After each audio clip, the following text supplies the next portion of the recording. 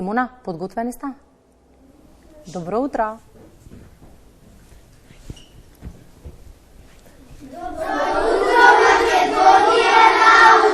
Добро утро! Да, Кристина, како што може да слушнете, навистина сме подготвени сите тука во училницата во Основното општинско училиште Љубен Лапе и ова беше најпозитивното и најубавото добро утро што денеска гледачите ќе имаат можност да го слушнат во четврто 4. Навистина не пречекаа со отворено срце на сите дечиња кои што се четврто одделенци и веќе учат за нивните права, за нивните обврски, а и нашите обврски како возрастни, така што директно од нив денес ќе дознаеме што ги растажува, што ги радува, што е она што ние треба да промениме во односот со нив и какви права имаат, како што веќе најави и ти, така што не би должела јас многу, затоа што имаме тука вистински професионалци кои што ќе ни кажат и ќе ни откријат што е она што ги радува. Како се викаш, кажи ми прво? Јас се викам Ана. Да. Ана, кажи ми што е она што те радува најмногу? Нас децата не радува слободата, играта и другарчињата. Ти благодарам. Како е твоето име? Јас се викам Марко. Марко, што те растажува тебе? Нормално е понекогаш да бидеме тажни.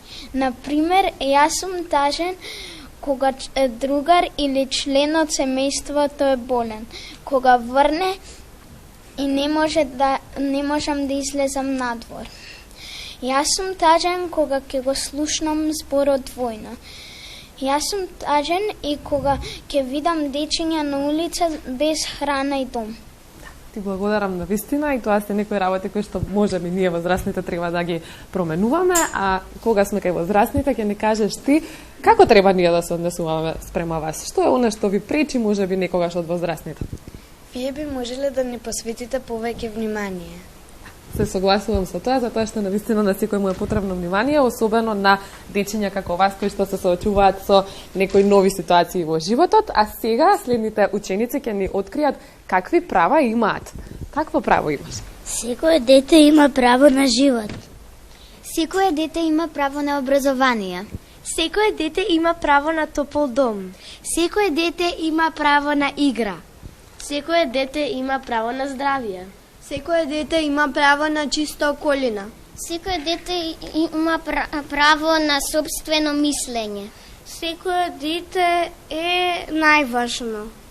Се согласувам со сето ова што ни го кажа, навистина од децата можеме да научиме многу и она што на овој ден поводот со што сме тука во Основното училиште Љубен Лапе и со основци е за да дознаеме директно од нив што треба да се промени, какви се права имаат, а и ние некогаш да не ги забораваме нашите обврски како возрастни, за да им бидеме нивна поддршка и ветер во грбот со сите нови предизвици кои што ги чекаат во животот, како што е училиштето и секои нови обврски кои што доаѓаат со нив, па по повод меѓународниот ден на детето се надевам дека јасно ни кажа тука учениците од четврто 4 што треба да се промени, што ги радува, но и што ги растажува, така што веројатно треба да бидеме навистина селективни со она што го зборуваме пред нив, да одбираме ведри теми кои што за нив ќе значат поддршка и ќе бидат олеснување за да имаат еден мирен детски свет и на училиште навистина да се фокусираат само на нови знаења, да научат нови работи, меѓутоа и да се дружат безгрижно сите заедно,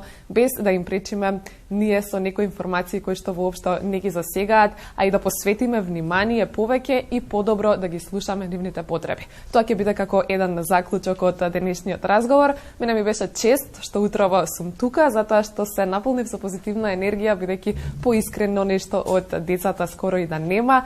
И навистина се надевам дека таа енергија успеавме, Кристина, да ја пренесеме и во студиото и кај сите оние кои што утрово не гледаа.